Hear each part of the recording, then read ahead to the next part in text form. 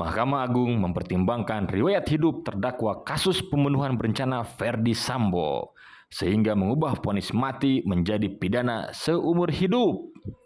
Hal itu sejalan dengan amanat pasal 8 ayat 2 Undang-Undang Nomor 48 Tahun 2009 tentang kekuasaan kehakiman yang mengatur dalam mempertimbangkan berat ringannya pidana.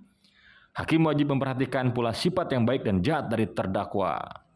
Saat menjabat sebagai anggota kepolisian, jabatan terakhir Sambo adalah Kadif Propam. Dia dinilai pernah berjasa kepada negara dengan berkontribusi ikut menjaga ketertiban dan keamanan, serta menegakkan hukum di tanah air dan telah mengabdi sebagai anggota polisi kurang lebih 30 tahun. Sambo dinilai secara tegas mengakui kesalahannya dan siap bertanggung jawab atas perbuatan yang dilakukan, sehingga selaras dengan tujuan pemidanaan yang ingin menumbuhkan rasa penyesalan bagi pelaku tindak pidana.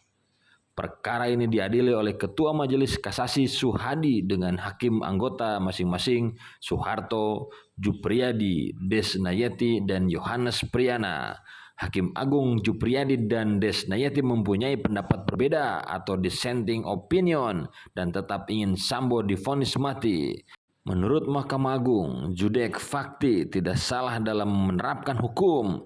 Judek Pasti telah mengadili Sambo dalam perkara akuo sesuai hukum acara pidana yang berlaku serta tidak melampaui kewenangannya.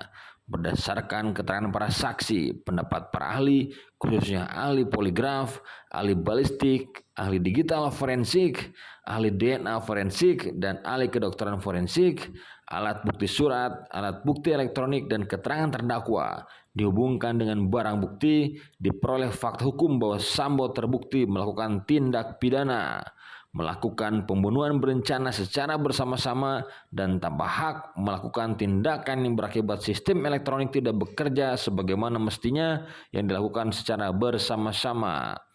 Alasan Mahkamah Agung membatalkan vonis mati Sambo juga karena memperhatikan tujuan dan pedoman pemidanaan menurut ilmu hukum pidana, serta politik hukum pidana nasional pasca diundangkannya Undang-Undang Nomor 1 Tahun 2023 tentang KUHP. Pidana mati dipandang sebagai pidana khusus, bukan lagi sebagai pidana pokok.